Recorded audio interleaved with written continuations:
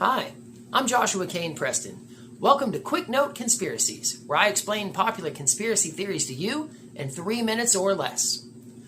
Could hell be a physical place? And is it possible that it's located right here in the center of the earth?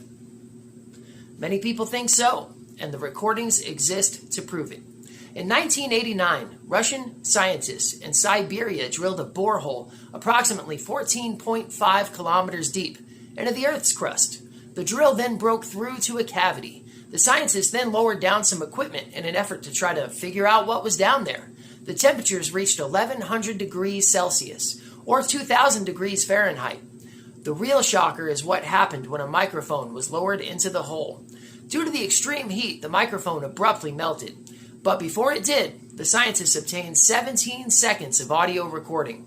I'm going to play the 17 seconds of tape, but before I do, I warn you, the sounds are disturbing and they may be upsetting to some listeners. It is thought that what was captured on tape is the screaming agony from voices of the damned. It is thought that the microphone lowered directly into the center of hell. The sounds heard mimic thousands of voices in pain being tortured.